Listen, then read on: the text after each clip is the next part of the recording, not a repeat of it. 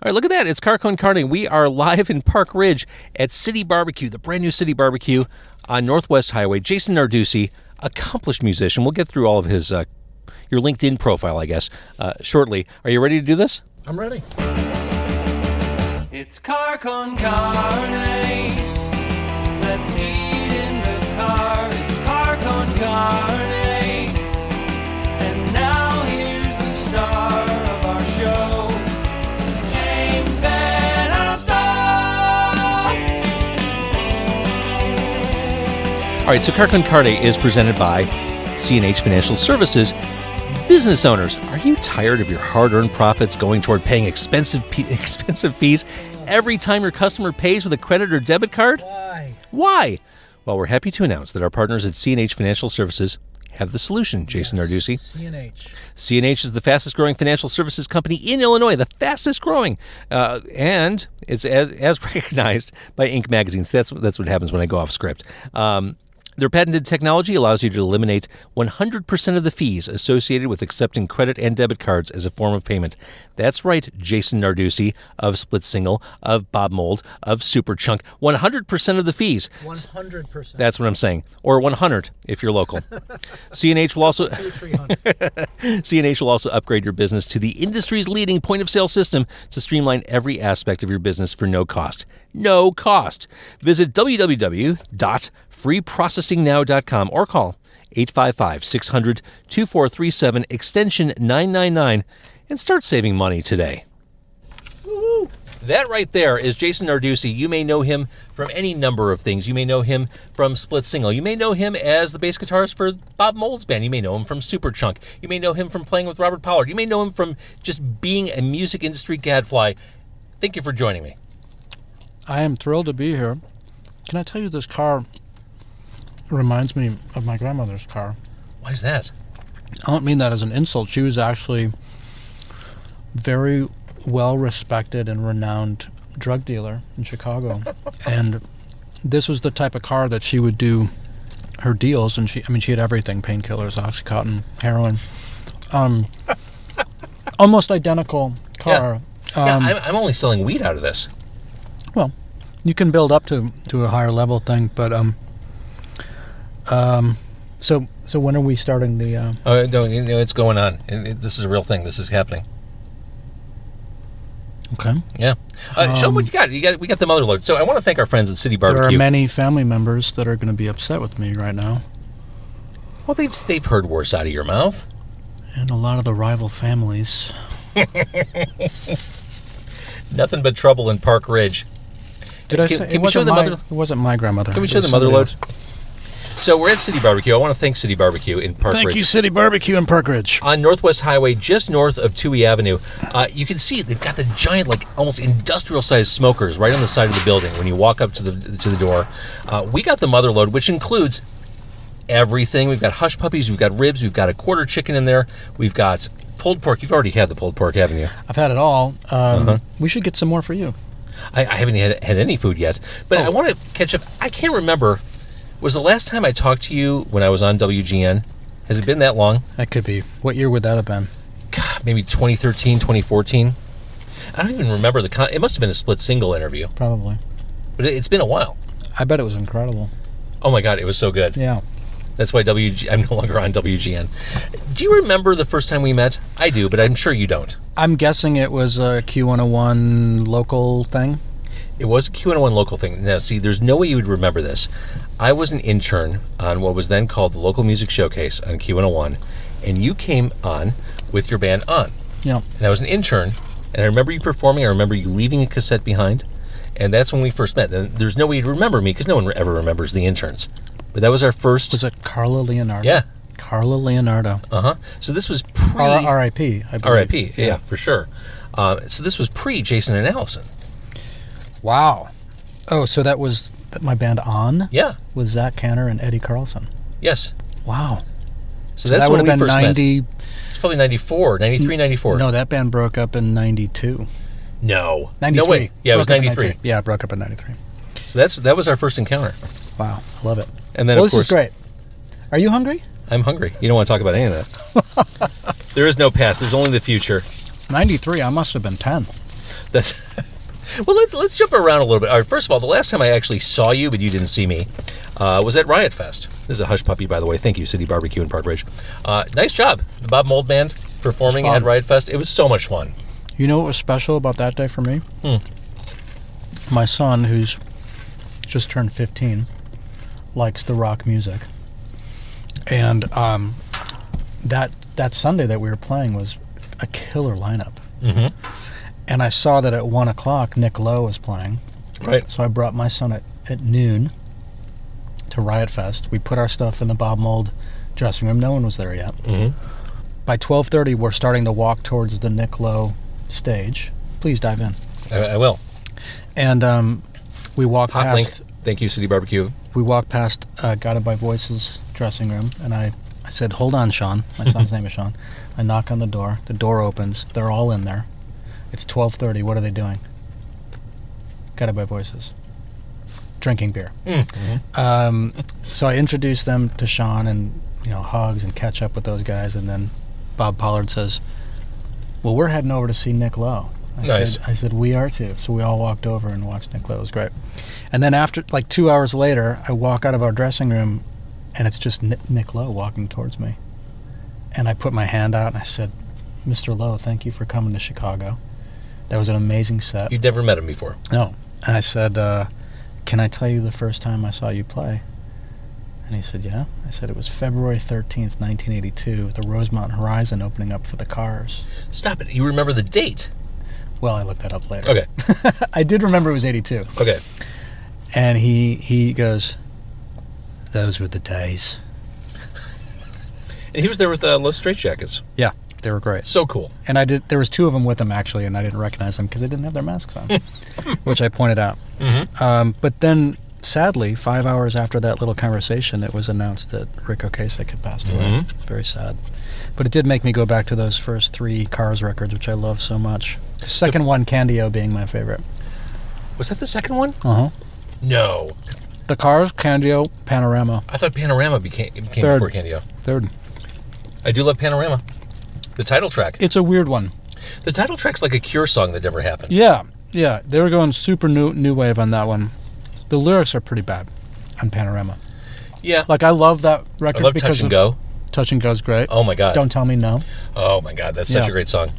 But then the songs on side 2 that I really liked, I listen now and I'm like, they needed to... Of course, what am I talking about? Those guys, you think about the Cars, Van Halen, all those bands in the late 70s, they would crank out a record a year. A year, right. While touring the world. That's insane. It's insane. But that's also why their records are 28 minutes long. I was about to say, those Van Halen albums barely cracked a half hour. I think Diver Down is 22 minutes.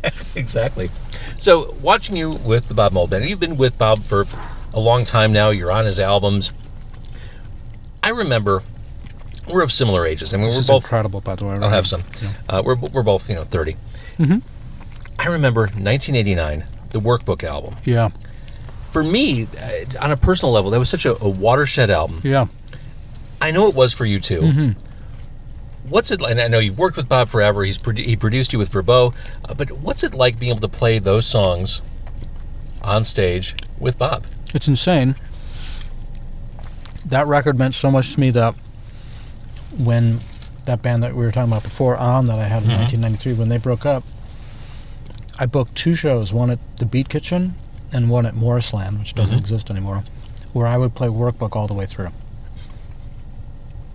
Sunspots and Wishing Well. I learned it all. Wow. Open tunings, 4th fret capo, everything. I was a little obsessed. Yeah, a little bit. Yeah. And I think, it's healthy to love the music of the band you're in. Absolutely. I will say, Bob Mould is not aging gracefully. He's going to rage to his grave. He does it well. He does. I mean, he still rocks the fuck out. You know another funny story about that Riot Fest show? We don't practice. Stop it. No, we don't. And so Bob... Wait, you're just saying that. I'm not. Every band practices. Let's see. I can probably tell you how many times we practiced it. John joined the group in 2008. So that's 11 years. We've practiced 6 times. And every time we practice, we get 4 songs in, and Bob goes, why are we doing this? And I go, we don't. We don't do this. Even like the newer stuff, when you do new albums, don't you want to... We just get in the studio and start playing. Wow. That's rock and roll. But one of the funny things about, and I think part of that is because John and I grew up on his music, so it's like a language that we studied since we were kids.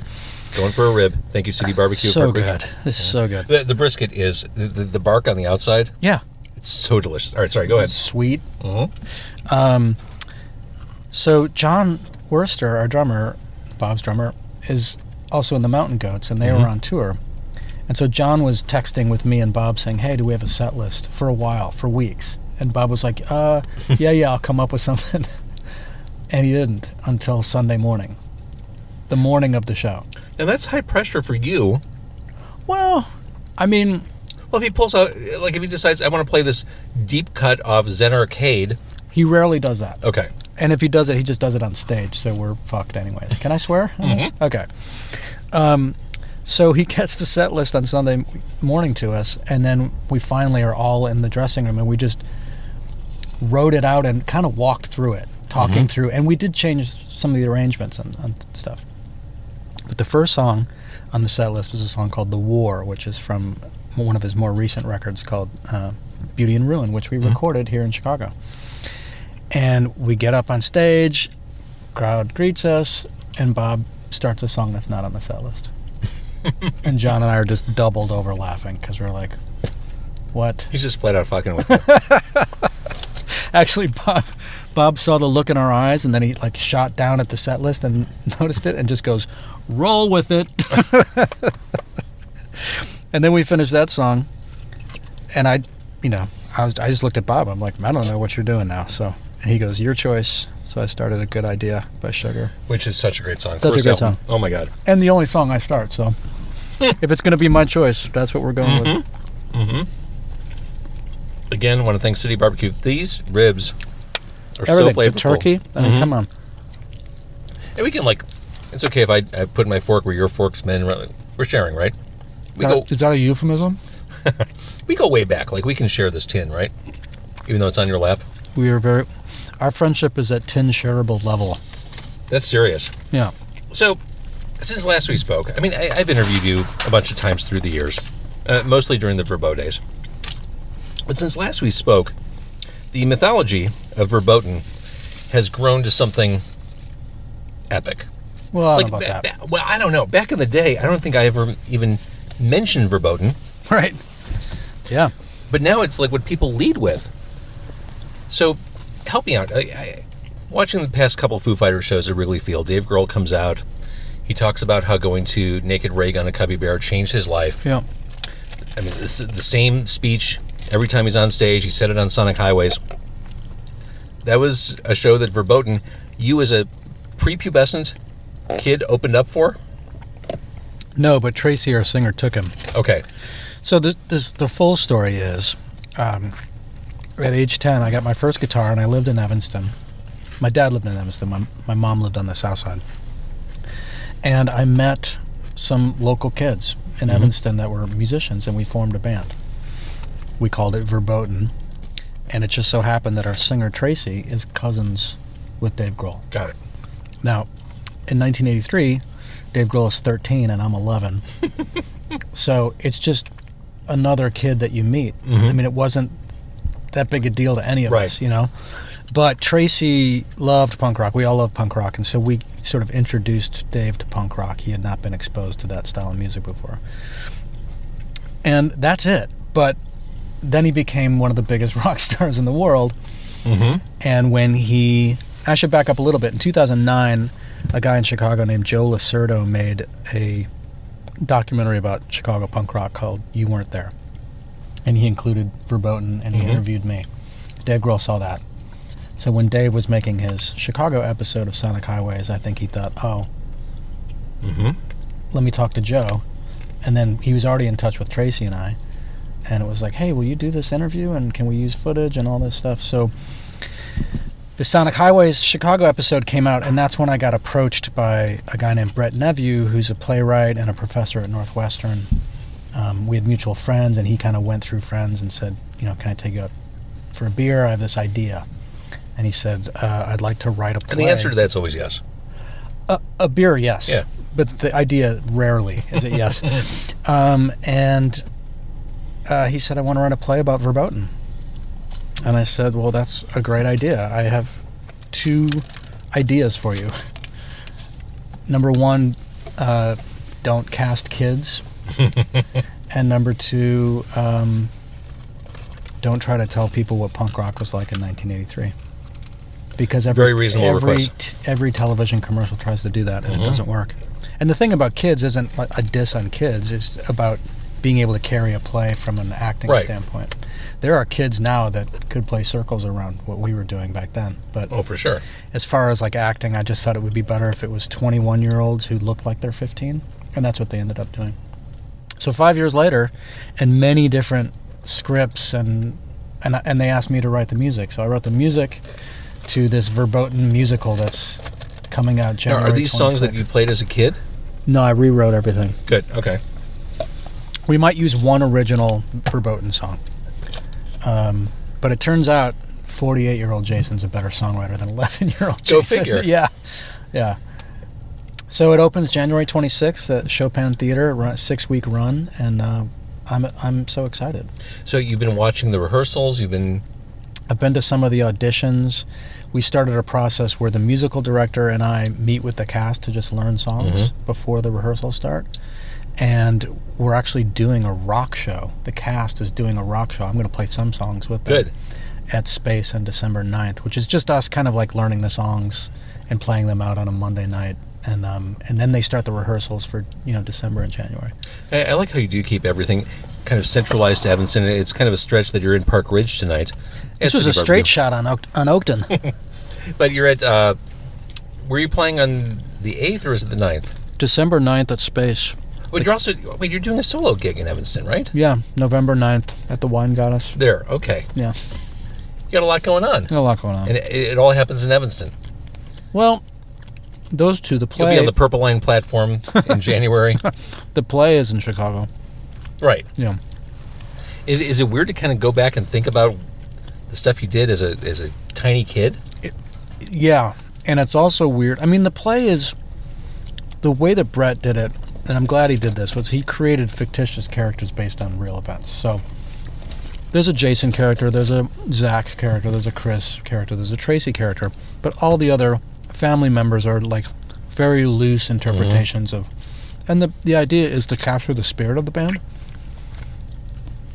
but also make it a good piece of entertainment, So, but one of the more fascinating things about the process for me is when they started auditioning people, the director would be giving them feedback in between, their performances, and I was learning about my childhood through that. Because, for instance, they were auditioning actors for Tracy's parents, and the director was like, I sense from the script that, Tracy's adopted, Tracy's parents don't totally understand her, but they love her unconditionally, and that love allows her to be supportive to the other members in the band. And that was just like feedback for them to do another version, and I'm just sitting there going, oh my God, I'm learning about this thing in my childhood. That's totally surreal. Yeah, it's really, really wild. Wow. Yeah. All right, I do want to say one more time, this food, I need to get my hands on that chicken. Go for it. I don't even know how to approach it. I was cutting. I think you could cut, right? Yeah, that seems to be the best course. While you do that, I'm going to do the rib. Did you make the pulled pork disappear? No, it's all the way here in the corner. All right, I'm going to... I think I sacrificed my knife along the way. There's another one. Yes. The ribs are great, right? Amazing. This is all amazing. This whole area of Park Ridge, totally different. Like, this whole stretch. I don't recognize it at all. Right. It's all like new retail. It looks like a parking lot. Yeah. All right, hang on. I'm going to grab this chicken somehow. Mm-hmm. And just that smoky flavor is so fantastic. There we go.